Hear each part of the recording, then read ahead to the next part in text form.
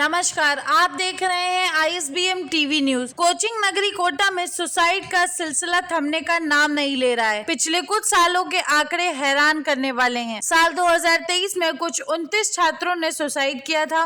वहीं इस साल में अभी तक 14 छात्र अपनी जान दे चुके हैं। राजस्थान का कोटा शहर जहां लाखों स्टूडेंट्स अनगिनत सपने लेकर पहुंचते हैं, कोचिंग हब में एडमिशन के लिए लंबी लाइनें लगाते हैं, वो कोटा आज हर साल स्टूडेंट्स की भीड़ से हरा भरा और चहकता रहता है। वही कोटा आज की तारीख में सुनसान हो गया है। जिन गलियों में छात्रों का शोर गूंजता रहता था, वो गलियां आज वीरान सी नजर आने लग गई हैं। कोटा में एडमिशन के आंकड़ों में जबरदस्त गिरावट आई है। इसकी वजह है बच्चों की आत्महत्या के बढ़ते मामले। कोटा पहुंचने वाले छात्र छात्राएं इस उम्मीद से वहां आते हैं कि यहाँ उनका डॉक्टर या इंजीनियर बनने का सपना जरूर सच होगा, और जब कड़ी मेहनत के बाद भी ये सपना सच नहीं होता तो वो खुदकुशी का रास्ता चुनते हैं। इन मामले में आई बढ़ोतरी का ही नतीजा है कि आज कोटा शहर में सुनसान है। कोटा के हॉस्टल्स खाली पड़े हैं। क्या है यहाँ के माहौल में जो बच्चों को मौत की तरफ धकेल रहा है? या हम नहीं बल्कि आंकड़े कह रहे हैं। 24 जनवरी से अब तक मुश्किल से 6 महीने ही हुए हैं,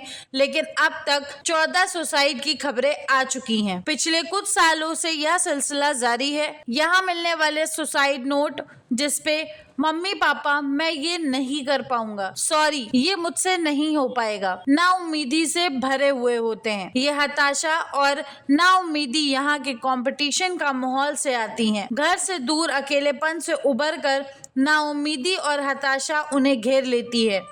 यहाँ माता पिता और समाज में सफल होने का दबाव इन मासूम बच्चों पे पड़ता है। यहाँ पे सफल होने का जो दबाव है वो जिंदगी से नाता तोड़ने पर मजबूर कर देता है बच्चों को। कारण जो भी है, अब इन पर बात होनी ही चाहिए। ये सिलसिला रुकना बहुत जरूरी है। पहली सुसाइड के 4 दिन बाद ही 29 जनवरी को निहारिका नाम की छात्रा अपनी जान ले लेती है। 2 दिन बाद ही जेईई की परीक्षा होनी थी। निहारिका इस परीक्षा में शामिल होने वाली थी, लेकिन उससे पहले ही निहारिका ने अपने घर के कमरे में फांसी का फंदा लगाकर सुसाइड कर लिया। निहारिका की उम्र महज सिर्फ 18 वर्ष थी। आत्महत्या करने से पहले निहारिका ने एक सुसाइड नोट लिखा, जिसके पढ़ने के बाद हर किसी की आंख में आंसू आ जाएंगे। उसमें लिखा था कि मम्मी पापा मैं जेईई नहीं कर सकती, इसलिए सुसाइड कर रही हूँ। मैं कारण हूँ, मैं सबसे खराब बेटी हूँ, सॉरी मम्मी पापा, यह